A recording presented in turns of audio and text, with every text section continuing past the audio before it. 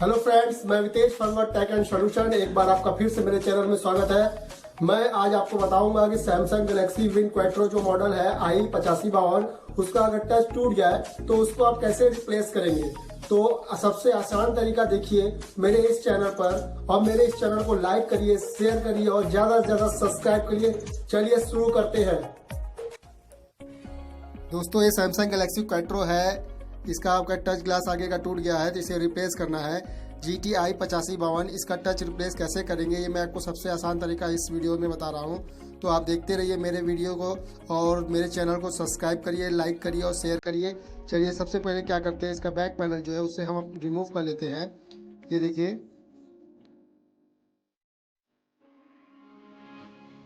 उसके बाद इसकी बैटरी को हम रिमूव कर लेते हैं। बैटरी रिमूव करने के बाद ये टूल्स है, टूल्स से हम सारे पेज को ओपन करेंगे धीरे धीरे। तो आप देखते रहिए।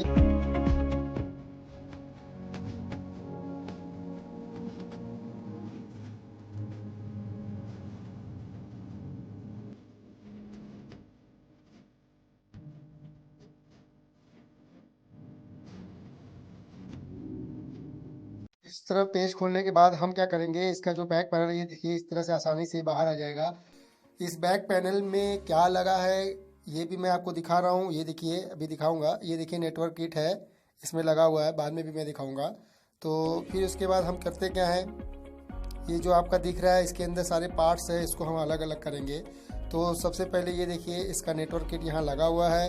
इससे आपका नेटवर्क की फ्रिक्वेंसी आती है, साइड साइड में इस तरह से स्टिकर के थ्रू लगा होता है। अब हमें क्या करना है, सारे पार्ट्स को रिमूव करना है। तो आइए हम रिमूव करते हैं। ये देखिए, पहले आप ऊपर का जो हिस्सा है इसको हम रिमूव करते हैं। इसमें आपको स्पीकर जिससे आप गाना सुनते हैं वो लगा होता है और ईयरफोन पीस लगा होता है जिससे कि आप ईयरफोन लगा के कनेक्ट कराते हैं। तो इसे हम साइड में रख देते हैं। उसके बाद हमें देखना है कि इसमें और क्या लगा हुआ है। तो ये हम LCD का जो पत्ता है उसको हम निकाल रहे हैं। उसके बाद यहाँ देखिए ये फ्रंट कैमरा है, इसको हम यहाँ निकाल के यहाँ रख देते हैं। इसके बाद इसके सारे सर्किट को हम बाहर निकालते हैं। इस सर्किट में ही देखिए, इस सर्किट में जो आप देख रहे हैं यहाँ पे चार्जिंग पॉइंट लगा हुआ है और इसी के बगल में आप जो देख रहे हो ब्लैक कलर का मैं दिखा रहा हूँ, ये देखिए बगल वाला ये माइक है जिससे कि आप बोलते हैं तो बाहर सामने वाले को सुनाई देता है। उसके बाद ये देखिए बैक कैमरा है, मैं इसको रिमूव कर दे रहा हूँ साइड में। उसके बाद ये आप देख रहे हैं यहाँ पे पावर की है, ये बगल में अप और डाउन की है और सर्किट हम रख देते हैं। इसके बाद इसी में देखिए आपको ऊपर रिसीवर लगा हुआ है जिससे आप सुनते हैं और लोगों की आवाज़ जो आपको बात करते हैं। ये देखिए आपका वाइब्रेटर है जिससे कि आपका फ़ोन वाइब्रेट करता है। इसके बाद यहाँ देखिए टच का पत्ता आगे LCD में इनबिल्ट है। तो हम इस टच को कैसे निकालेंगे ये मैं आपको बताऊंगा। उसके पहले ये देखिए नीचे जो पत्ता दिख रहा है वो सेंसर के लिए है, होम की बटन और बैक की और मेनू की के लिए जो लाइट जलती है उसके लिए है। तो आइए हम इसके टच को निकालते हैं। उसके टच को हम कैसे निकालेंगे, हम असेंबली से इसको एक असेंबली मशीन आती है उससे हीट करेंगे। ये देखिए असेंबली मशीन है, इससे हम पहले इस पैनल को हीट करने के बाद निकालेंगे। ये मैंने इसको हीट किया अच्छे से साइड साइड में। अब हम इसको इस ब्लेड के थ्रू, क्योंकि ये पत्ता डैमेज है इसलिए मैं ब्लेड का यूज़ करता हूँ, आप कुछ और भी यूज़ कर सकते हैं, ये मेरा ट्रिक है। और मैं इसको प्ले कार्ड के थ्रू निकालता हूँ, सबसे आसानी से निकल जाता है बिना कोई दिक्कत के।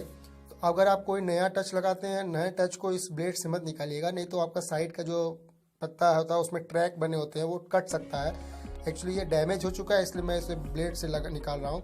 और ये देखिए प्ले कार्ड से निकाल रहा हूँ, बहुत आसानी से निकल जाता है, सबसे आसान ट्रिक है, इस तरह से आप निकाल सकते हैं। और ये देखिए मैंने टच को बाहर निकाल दिया है।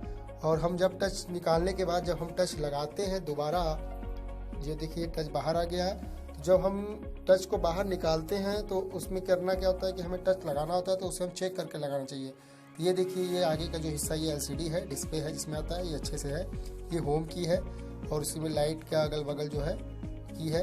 अब ये आपका टच है, इस टच को हम पहले इसमें लगा के चेक करेंगे, क्योंकि मार्केट से जो टच हम लाते हैं उस टच पे कोई वारंटी गारंटी नहीं होती है, टेस्टिंग गारंटी होती है।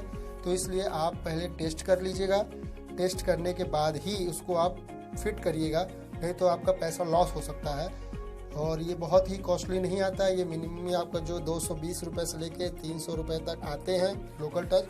उसके बाद ओरिजिनल आपका सर्विस सेंटर में मिलता है, तो आप वहाँ से सर्विस सेंटर से आप लगा सकते हैं। ये सैमसंग का बहुत पुराना मॉडल है 8552।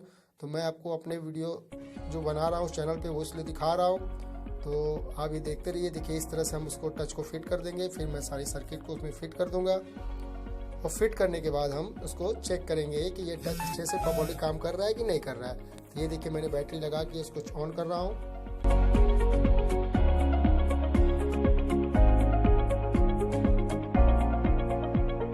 ये देखिए सेट ऑन हो रहा है, धीरे धीरे ऑन हो जाएगा। ऑन होने के बाद ये देखिए मैं इसको लॉक लगा हुआ है तो मैं लॉक पे ही चेक कर ले रहा हूँ। ये देखिए आपका अच्छे से काम कर रहा है।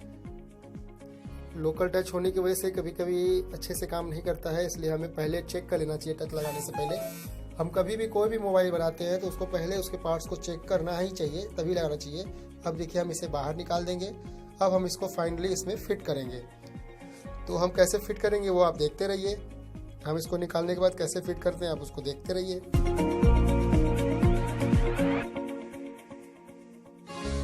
जो टच है, टच में देखिए प्लास्टिक लगा हुआ है। उस प्लास्टिक को पहले हम रिमूव कर देंगे, क्योंकि उसमें प्लास्टिक के नीचे जो ब्लैक कलर का स्टिकर दिख रहा है उसमें गम लगा होता है और वो आसानी से चिपक सकता है।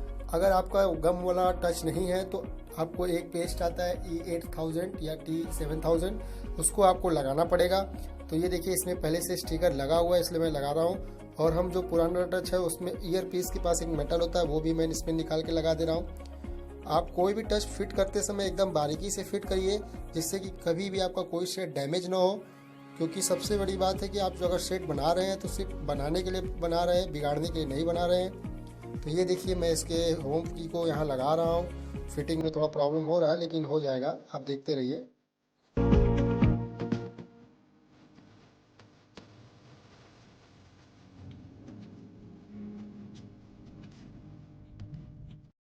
देखिए इस तरह फाइनली हमने होम की को फिट कर दिया है।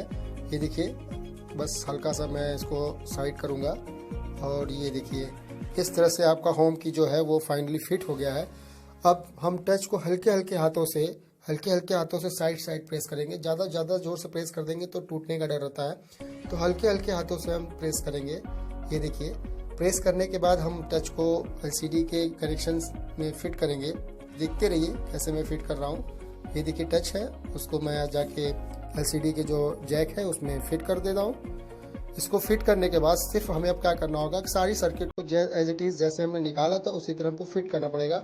तो आप बस देखते रहिए मैं कैसे फिट कर रहा हूँ, उसी तरह आप भी फिट कर लीजिएगा।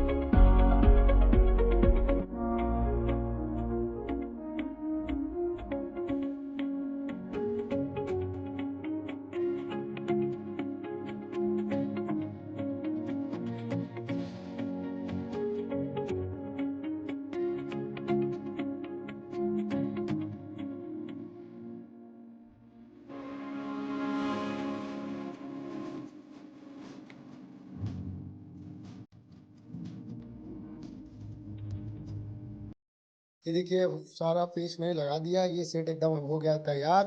अब हम इसमें बैटरी लगा के इसको ऑन करते हैं। ऑन करने के बाद हम चेक करते हैं कि सेट में जो टच लगा है वो प्रॉपर्ली सही तरीके से लगा है कि नहीं लगा है।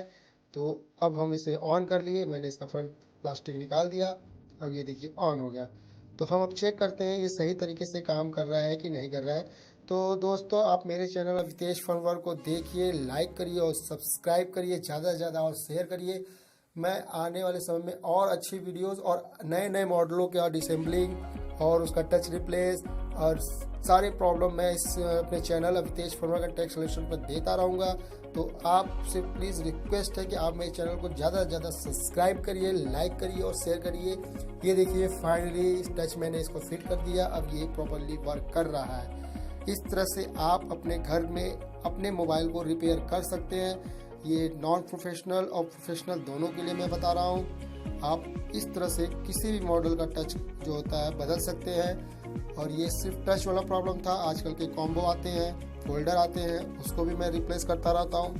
तो आप मेरे चैनल को देखते रहिए, लाइक करिए और सब्सक्राइब चलिए दोस्तों, फिर मिलते हैं।